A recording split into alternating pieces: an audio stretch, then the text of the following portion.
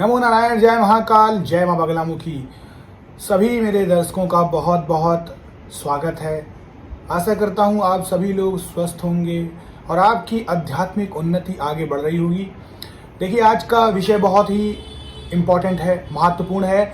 मुझे एक कमेंट आया था कि अगर हम किसी मंत्र को हाफ एन आवर यानी आधा घंटा जप करें तो क्या होगा।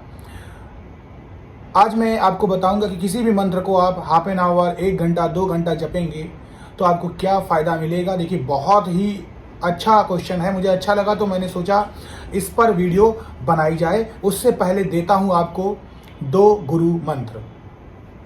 पहली बात, सबसे पहले बात आपने सुनी होगी कि ब्रह्म मुहूर्त में जगना चाहिए, ये तो आपने सुन लिया।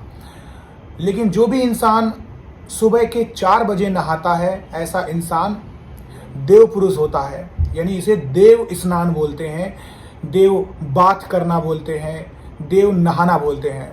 और जो भी इंसान 6 से 8 बजे के बीच में नहाता है उसे मनुष्य स्नान बोलते हैं, यानी मानवों का नहाना बोलते हैं। और जो 8 बजे के बाद नहाता है उसे हम क्या कहते हैं, दानवों का स्नान। तो इसीलिए हमेशा देव स्नान में नहाना चाहिए, देव समय में नहाना चाहिए, और नहीं तो मनुष्य समय में तो एटलीस्ट नहाए। अगर आपके इरादे बड़े हैं, मनोकामना बड़ी है, तो इन समय में ही आपको नहाना चाहिए। ये है पहला नियम।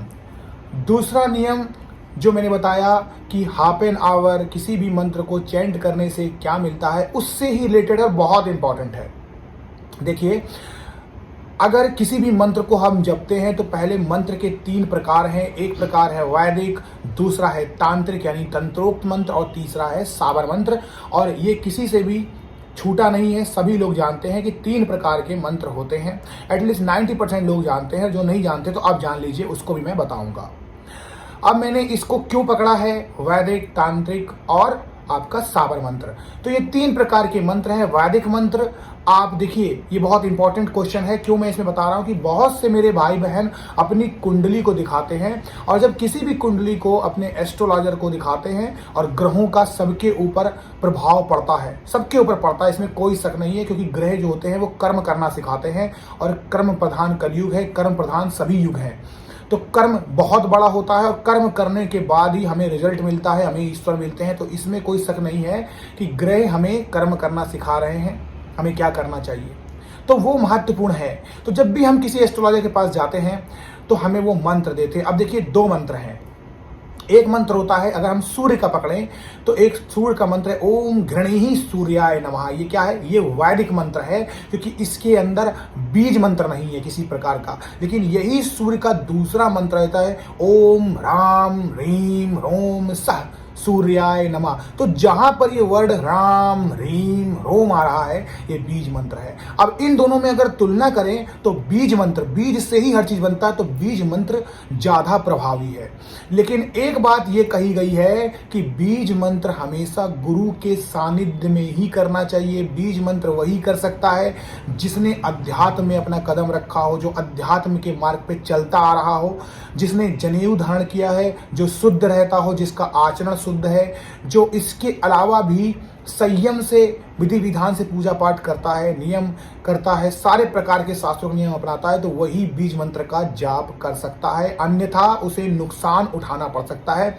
और ये कौतूहलवश जो लोग कर भी लेते हैं कि नहीं, देखते हैं चलो हम क्या कर लेंगे, क्या हमारे साथ होगा, तो रियल मानिए, मुझे ऐसे बहुत सारे क्वेश्चन आए थे और मुझे ऐसे कमेंट भी आते रहते हैं, और रियल में ये है, इसका दुष्परिणाम देखने को मिलता है। क्योंकि मंत्रों के अंदर एक एनर्जी होती है, और एनर्जी आपको तोलती भी है, खेलती भी है, छेड़ती भी है, सब कुछ करती है। तो मंत्र आपको कसौटी की जिंदगी पर ऊपर लेके भी जाते हैं, मंत्र आपको नीचे भी गिराते हैं। क्योंकि मंत्रों के अंदर क्या होता है कि मंत्रों के अंदर एक पावर होती है, शक्ति होती है। तो उसी प्रकार से वैदिक मंत्र कोई भी कर सकता है। बीज मंत्रों का जाप सोच समझ के करना चाहिए, और उसमें सबसे सरल होते हैं साबर मंत्र। लेकिन इसका मतलब ये नहीं है कि साबर मंत्र आपने पढ़ा तो तुरंत आपको उसका फायदा मिल जाएगा, ऐसा नहीं है। बस फर्क इतना है कि जैसे बीज मंत्रों में या किसी भी मंत्र में आप जो बहुत सारे तरीके अपनाते हैं, यानी आपको हवन करना पड़ता है, अर्पण करना पड़ता है, तर्पण करना पड़ता है, मार्जन करना पड़ता है, तो साबर मंत्रों के साथ ऐसा नहीं। लेकिन ये भी कई लाख जापों के बाद ही सिद्ध होते हैं। सो आपने जान लिया, यही कारण था कि मैंने इस पे ये बात आपको कही कि ये 3 चीज़ें होनी चाहिए। और बहुत से लोग जो कुंडली दिखाते हैं तो उन्हें समझ में नहीं आता है। सो बीज मंत्र इस तरीके से किए जाते हैं। अब बात आती है, क्योंकि पहले ही समझना आपके लिए बहुत ज़रूरी था, अब आप इस टॉपिक को समझेंगे। जब भी हम किसी बीज मंत्र को या किसी भी मंत्र को आधे घंटे जपते हैं, पहले आपको डिसाइड करना है कि आपको कौन सा तरीका अपनाना है, वैदिक यानी आपको बीज मंत्र या फिर तंत्रोक्त मंत्र या साबर मंत्र। आपने चुन लिया, अब आप इनमें से चूज कर लीजिए। तो अगर आपने किसी गुरु से कोई दीक्षा लेकर कोई मंत्र लिया हुआ है तो वो मंत्र जल्दी काम करता है, रिजल्ट अच्छे देता है। क्यों? क्योंकि वो आपके सदगुरु के द्वारा ऑलरेडी सिद्ध किया गया है, ऑलरेडी जपा गया है। तो जब आप स्टार्टिंग करेंगे तो आपके आगे से वो मंत्र चलेगा, अन्यथा आपको बहुत उसको जपना पड़ेगा तो वो अपना फल देगा। मंत्र जाप कभी भी बेकार नहीं जाता है। बुरा फल दे, अच्छा फल दे, लेकिन फल जरूर देगा। अब ये बुरा फल, अच्छा फल, मैंने कल की वीडियो में बताया था कि हर इंसान के अंदर प्रेत भी होते हैं, भगवान भी होते हैं। आप अच्छे कर्म करेंगे तो आपकी प्रेत शक्ति दबी रहेगी, अच्छा एनर्जी ऊपर रहेगी, और बुरे कर्म करेंगे तो बुरी एनर्जी ऊपर रहेगी और भगवान की दैवी शक्ति दबी रहेगी। तो आप क्या करते हैं वो आपके ऊपर है, राइट। तो मंत्र आपका अच्छा भी काम करेगा, बुरा भी काम करेगा। आप उससे कैसा काम लेना चाहते हैं ये आपके ऊपर है। जैसे ही आप किसी मंत्र को, लेट से आप नाम जाप ही केवल जपते हैं, आप राम राम राम करते हैं, तो सबसे पहले मंत्र जाप क्या करेगा, आपके पटल में मंत्र चलने लगेगा, आपके दिमाग में चलने लगेगा, आपके हर चीज में करने लगेगा। मंत्र चलेगा, बढ़ेगा धीरे धीरे, और उसके बाद आपको ऊपर लेके जाएगा। लेकिन इसकी जो एनर्जी का लेवल होता है वो कम होता है। ये आपके साथ छेड़खानी नहीं करता है, आपकी परीक्षा नहीं लेता है, आपको मोक्ष दिलाता है। और यह मंत्र जो होता है आपको भौतिक सुख सुविधाओं से दूर रहता है, जीवन की सच्चाई दिखाता है। एट द एंड में आपकी जिंदगी का जो रिजल्ट होता है, जो आपका एम होता है, वो परमात्मा में लीन होना होता है। लेकिन जब भी आप किसी तंत्रोक्त मंत्र को जपते हैं तब वह मंत्र अपना असर दिखाता है, आपको ऊपर भी लेके जाता है, नीचे भी लेके जाता है। इस एनर्जी को आप हो सकता है संभाल भी ना पाए, इस एनर्जी को हो सकता है कि आप संभाल ना पाएं, क्योंकि इसकी जो एनर्जी होती है वो बहुत तीव्र होती है।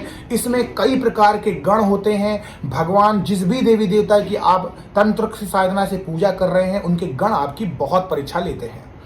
हो सकता है कि आप कई भगवान को पूज रहे हों और आप में से कई लोग तंत्र साधना करते भी हों, इसमें कोई शक नहीं है, कर रहे हैं, अच्छी बात है। लेकिन अगर आपने तंत्र साधनाओं की तरफ जाने का निर्णय ले लिया है तब इस चीज़ के लिए आप तैयार रहिए कि ये जो बीज मंत्र हैं आपको बहुत उग्रता देंगे, यानी आपके अंदर बहुत गुस्सा आएगा।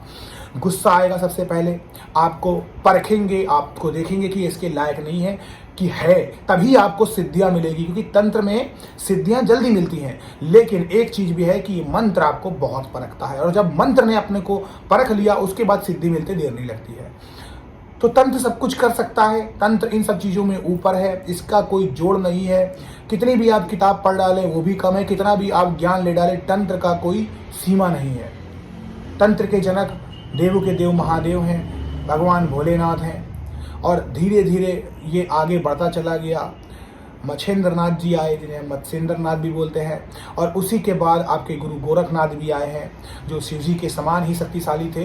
क्यों शक्तिशाली थे? क्योंकि उन्होंने शिव जी से पूरी गुप्त विद्याएं सीख ली थी, आप किसी भी तरीके से कह सकते हैं सुन ली थी। जितने प्रकार के लोग हैं उतनी प्रकार की बातें हैं, लेकिन चाहे तरीका कोई भी हो, लेकिन ये इसमें कोई शक नहीं है कि उन्हें भी बहुत सारी शक्तियाँ, सिद्धियाँ मिल गई थी।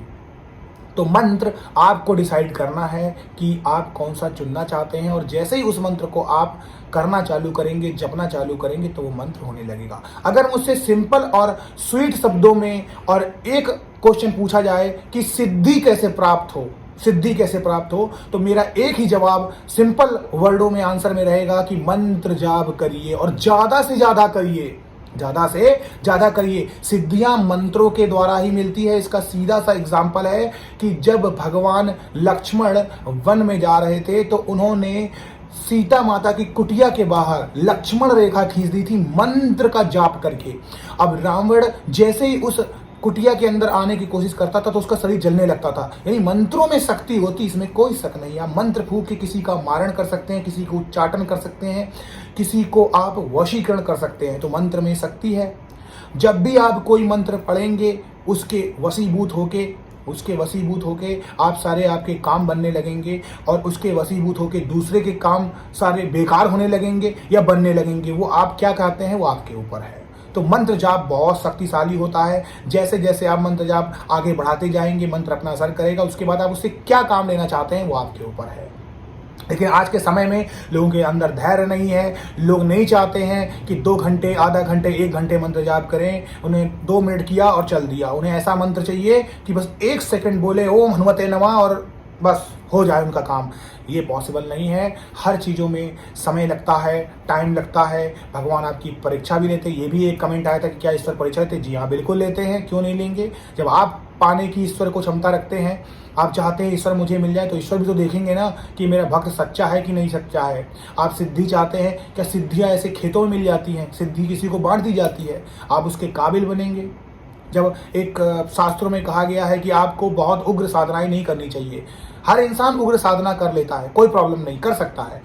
लेकिन जो पहला वर्ड आता है वो यही निकल के आता है कि क्या उसके योग्य हैं। तो योग्यता मैटर करती है। योग्यता की कसौटी पे अगर आप खरे उतरते हैं तो सब साधनाएं आपके लिए बनी, अन्यथा कोई भी नहीं है। तो कहने का मतलब यही है कि मंत्र आपको परखता है। आप मंत्र का जाप करेंगे, जैसे जैसे आप मंत्र का जाप करते जाएंगे मंत्र आपका अपना काम करेगा। यही साधना होती है, आधा घंटा 1 घंटा। लेकिन जो भी आप काम करते हैं, अगर आपने आधा घंटा चूज किया है तो हर दिन आधा घंटा दीजिए, 1 घंटा किया है तो 1 घंटा दीजिए। तो मंत्र अपना काम करेगा। आधा घंटा, 1 घंटा, उससे जो चाहे आप काम करवा सकते हैं। आपके अंदर के चक्र जागृत होने लगेंगे, भगवान आपके अंदर बस जाते हैं, आपकी सभी चीज़ें होने लग जाती हैं, चीज़ें सही होती हैं, सिद्धियाँ मिल जाती हैं, अपने आप आपके काम बनने लगते हैं और आपका जीवन खुशमय हो जाता है। आप हर दिन और नई ऊर्जा के साथ जीते हैं। कल्याण हो, खुश रहिए और साधना मार्ग में आगे बढ़ते हैं। नमो नारायण। जय महाकाल, जय मां बगलामुखी।